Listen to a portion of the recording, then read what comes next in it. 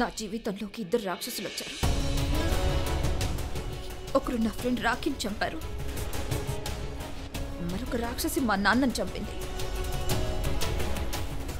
ఈరోజు నేను నా ప్రతీకారం తీర్చుకుంటాను, లేదా నేనే చచ్చిపోతాను.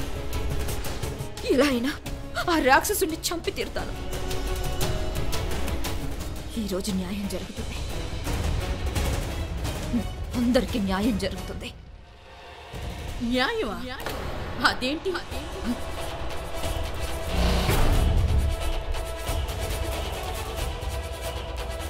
ఈ అపరిచిత ఎక్కడికి వెళ్ళింది? ఇక్కడే కదా ఉండాలి.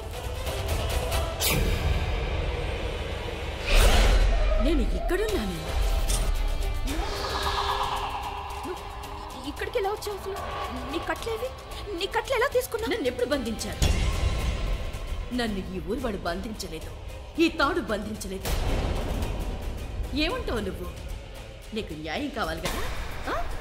అయితే విను, న్యాయం గురించి ఒక్క చెప్తాను విను.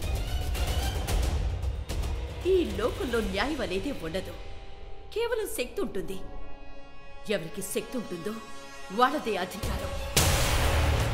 నేను ఏది కావాలనుకుంటే దాన్ని సొంతం చేసుకోగలను, ఎందుకంటే నాకు తీసుకోవటమే తెలుసు. కానీ మీలాంటి వాళ్ళకి మాత్రం, నా ఉద్దేశం ఏంటంటే నీలాంటి సామాన్య మనుషులకు కేవలం ఇవ్వటమే తెలుసు. మీరు కేవలం బలిదానం ఇస్తారు, కానీ నేను బలి తీసుకుంటాను.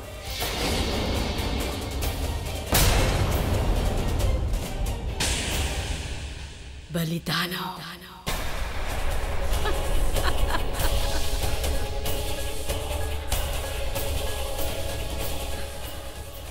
నువ్వేం చేస్తున్నావు?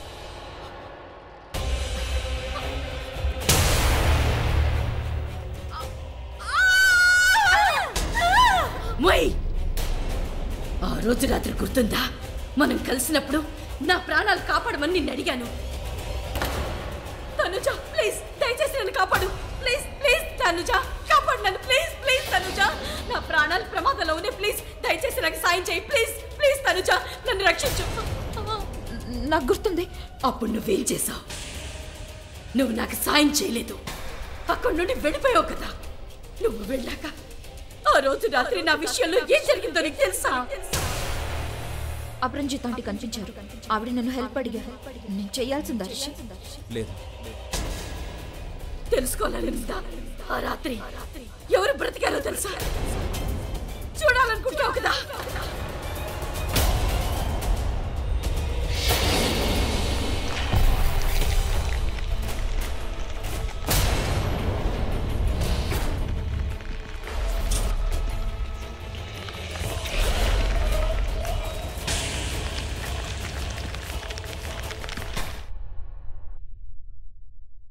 శివ, ఈ డబ్బులొచ్చు.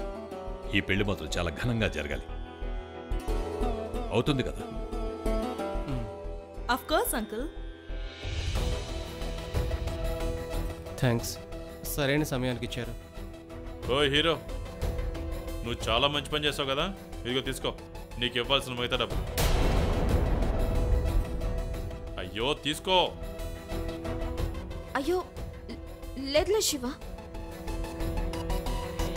తనూజ అవి తన పనిచేసిన వాడికి ఇస్తున్న డబ్బులు కాదు. తను బ్రహ్మరాక్షస్ గురించి చాలా జాగ్రత్త తీసుకుంటాడు. ఆ బ్రహ్మరాక్షస్ నుండి తప్పించుకునే మార్గం చూస్తున్నాడు తను. అది తన బాధ్యత. అందుకే ఈ డబ్బు ఇస్తున్నాం కనుక.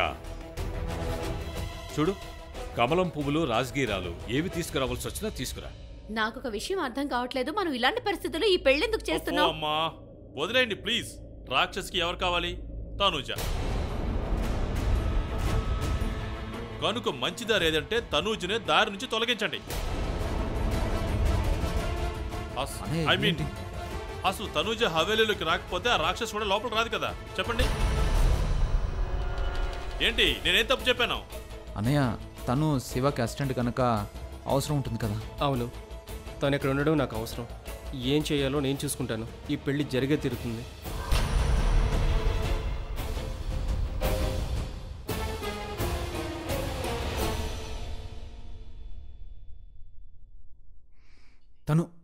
తను ఆగు. నువ్వు ఇక్కడి నుంచి ఎందుకు వెళ్ళట్లేదు? ఎందుకు ఊరికే నా వెంట పడతావు? నువ్వు నా మాట ఎందుకు వినడం లేదు తను? ఎందుకు వినాలి?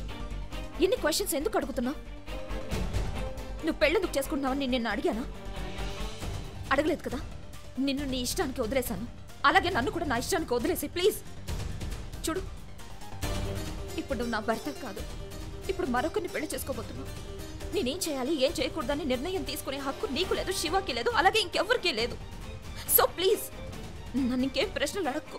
చూడు, నువ్వు నన్ను ఎందుకు అడగలేదో నాకు తెలీదు. నీకు నా గురించి అక్కర్లేదేమో, కానీ నాకు నీ గురించి కావాలి, నిజం కావాలి. అందుకే రిక్వెస్ట్ చేస్తున్నాను, పదే పదే చెప్తున్నాను, దయచేసి ఇక్కడి నుంచి వెళ్ళిపో.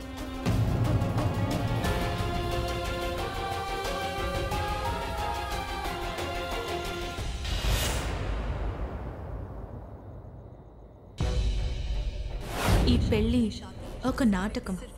అవును, ఈ పెళ్ళి ఒక నాటకం. వెళ్ళాలనుకున్నావా? చెప్పు, వెళ్ళాలనుకున్నావా? వెళ్ళు.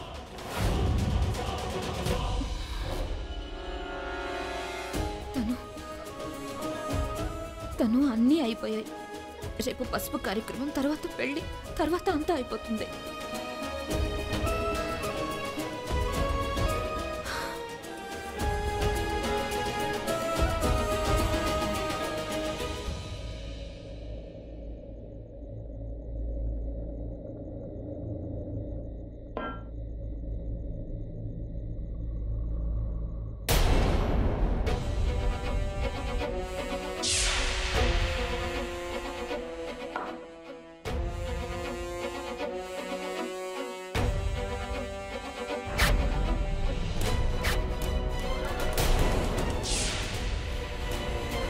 స్వామీజీ ఇందాక సాధన చేసుకోవాలని చెప్పారు, కానీ ఈయన ఎక్కడికి వెళ్తున్నారు?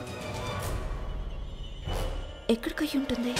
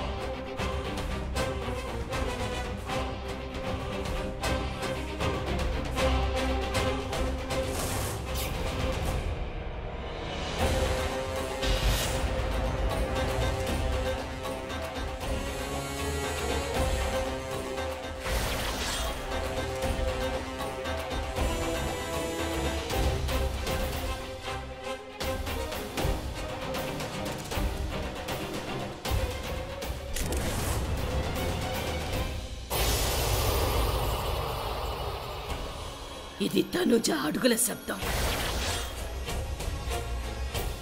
తనే వస్తున్నట్టుంది.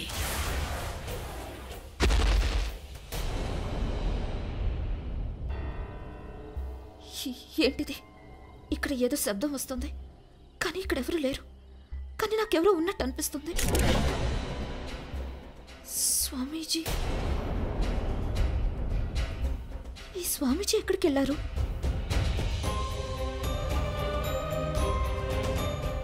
బ్రహ్మముడి వేయటం అయిపోయింది. తర్వాత విధి నే పూర్తి చేస్తాను.